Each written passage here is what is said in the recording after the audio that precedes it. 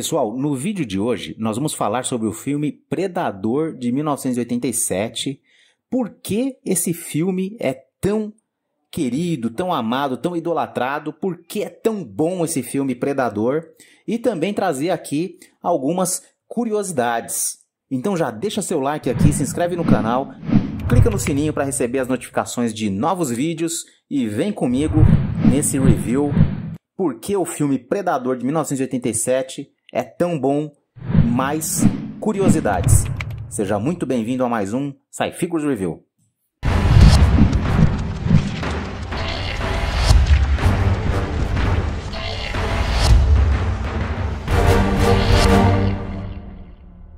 Aqui vai um salve para o nosso colega Ricardo Mendonça, inscrito aqui do canal, que está sempre acompanhando os vídeos, comentando, participando, e num dos vídeos ele comentou justamente essa questão, porque o Predador é uma criatura tão querida, né, tão idolatrada, e naquela ocasião eu respondi o comentário dele dizendo que a gente ia fazer um vídeo aqui para falar um pouco do porquê o filme Predador foi tão bom, porquê esse personagem é tão querido pelos fãs. E aqui está, Ricardo, obrigado aí pela sugestão, pela contribuição e por acompanhar o canal.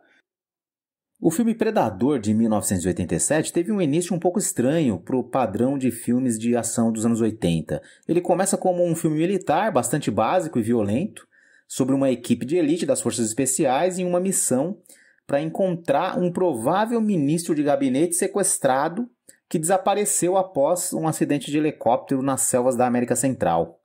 Esse enredo de filme militar segue por aproximadamente meia hora, mas ao longo da próxima hora do filme, ele torna-se um dos filmes de ação de ficção científica mais intensos e espetaculares já feito, com um elenco repleto de músculos tonificados e atitude, com um final que levou o Arnold Schwarzenegger, de um fisiculturista que virou estrela de cinema de ficção científica, a um verdadeiro herói de Hollywood, com uma trilha sonora inesquecível e impactante, criada pelo Alan Silvestri.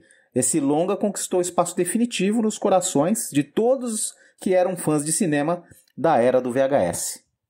O filme surgiu durante uma época estranha para os filmes americanos com temática militar, porque os Estados Unidos não tinham se envolvido ou apoiado conflitos armados desde o Vietnã.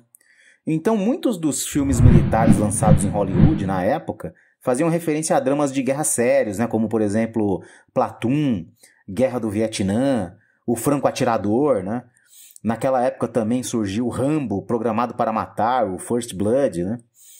Também filmes um pouco mais alegres, como Força do Destino e Recrutas da Pesada, focados na vida militar. Muitas vezes em uma base, mas sem qualquer ação militar real.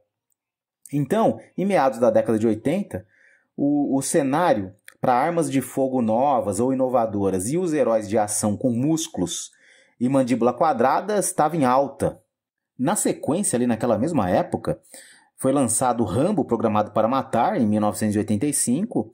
Esse filme fez do John Rambo, o Sylvester Stallone, um personagem muito conhecido e eternizou aquela icônica imagem dele segurando uma metralhadora. Na sequência veio o filme Comando para Matar, com Schwarzenegger, estabelecendo um novo padrão, né, para filmes de ação com super soldados. Em meio a esse cenário, algumas franquias já estavam se esgotando, fazendo com que as produtoras de Hollywood saíssem em busca de novas ideias, por mais bizarras que fossem. E isso leva o cinema da época, inevitavelmente, a uma mistura muito criativa de gêneros, que acabou ocasionando em algumas experiências bem legais, bem interessantes, entre elas o filme Predador de 1987. Então, quando o Rocky IV foi lançado em 1985, no qual o personagem principal vence um boxeador russo gigante, uma piada começou a circular em Hollywood que se houvesse um quinto filme, o Rocky teria que lutar contra um alien, né, porque não haveria mais oponentes humanos para ele.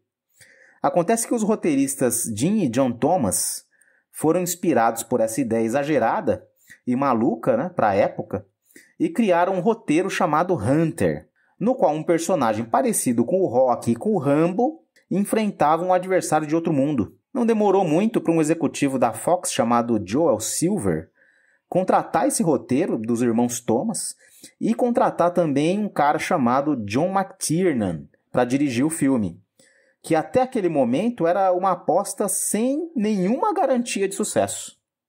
O roteiro original dos irmãos Thomas tinha uma ideia básica, estrutural do que se tornaria o Predador. O resto do filme foi assim uma espécie de acidente feliz. Escolher uma mistura de atores e não atores para formar uma equipe de resgate de elite não tinha nenhuma expectativa de dar certo naquela época. Mas, para nossa felicidade e alegria, né, funcionou muito bem. Embora alguns membros do elenco, como o Arnold Schwarzenegger, o Carl Weathers, o Bill Duke, tivessem uma bagagem, uma experiência em filmes anteriores, né? O Duke, por exemplo, havia estrelado em Comando para Matar alguns anos antes com o Arnold.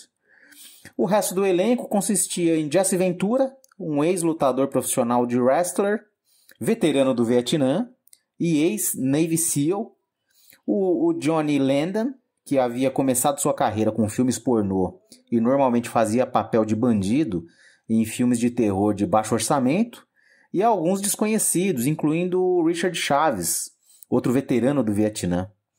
A produção foi tão instável no início que o Joel Silver contratou um escritor chamado Shane Black, com quem ele havia trabalhado na franquia Máquina Mortífera, para interpretar um dos membros da equipe, para que ele pudesse fazer reescritas de emergência no set de filmagem se fosse necessário. Tamanha era a incerteza, né? A falta de garantia de que esse filme ia fazer algum sucesso, o pessoal da direção tomou esse tipo de cuidado, né? Trouxeram um escritor para fazer papel de ator para estar ali o tempo todo no set de filmagem. E esse camarada, por acaso, era o Shane Black, que fez o papel do Hawkins. Mas acontece que tinha ainda um outro problema para ser resolvido: o vilão.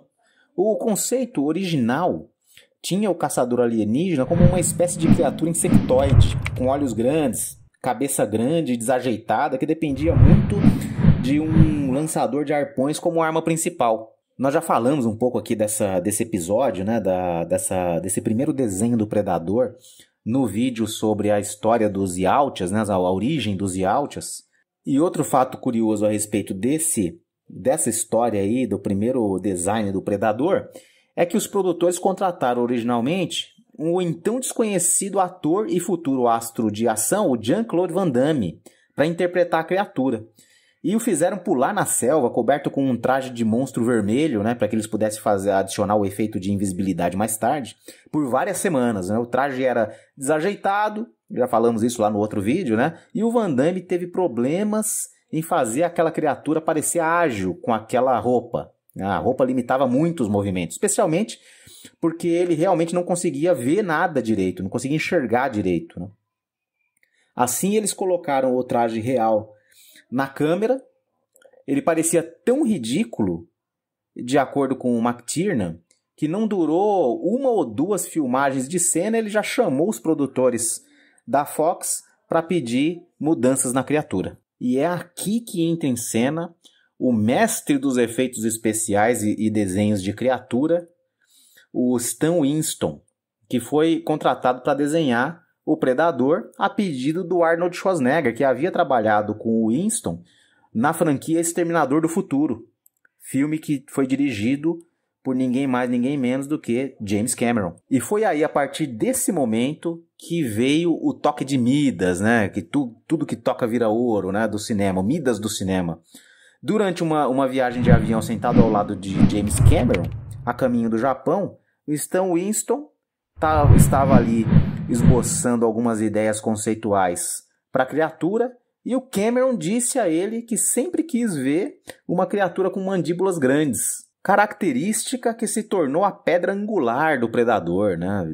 Agora do icônico Predador. Na sequência, o Jean-Claude Van Damme foi dispensado do filme e o ator dublê de 2,18 metros de altura, Kevin Peter Hall, foi trazido para interpretar a criatura, que pertence a uma raça de caçadores alienígenas que viaja de planeta em planeta em busca do jogo mais perigoso que eles puderem encontrar e, em seguida, colecionando seus troféus. E uma curiosidade final aqui desse vídeo é que, para evitar grandes custos de refilmagem, muitas das fotos e imagens do predador no efeito de camuflagem ativado são do antigo traje, que é um dos motivos pelo qual o formato da cabeça e de algumas outras partes do corpo, em muitas partes do filme que o predador aparece camuflado, não combina com a criatura final.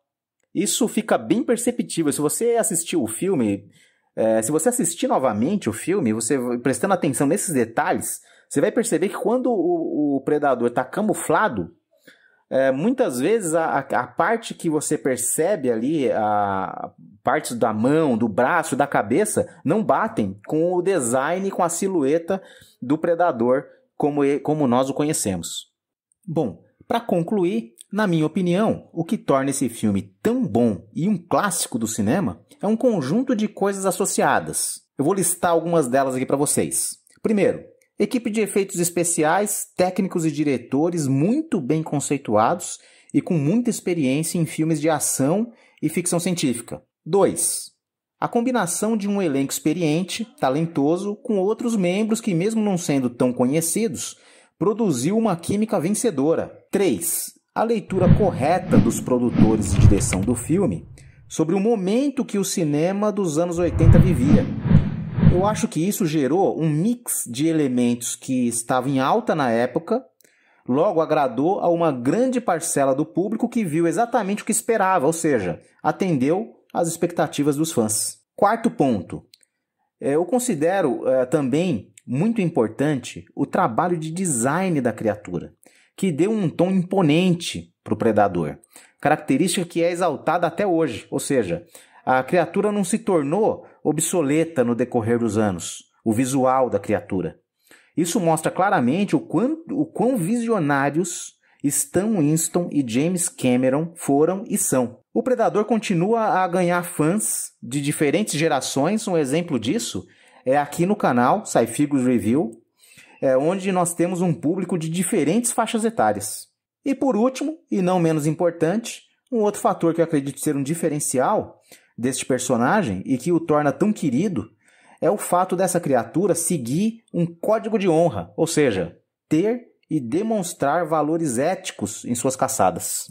E para encerrar esse vídeo aqui sobre curiosidades do filme Predador de 1987, aqui vai o elenco do filme, o elenco desse clássico do cinema. Da esquerda para a direita, Jesse Ventura como Blaine, Shane Black como Hawkins, Arnold Schwarzenegger como Dutch, o Bill Duke como Mac, o Carl Weathers como Dylan, Sonny Landon como Billy e Richard Chaves como Poncho.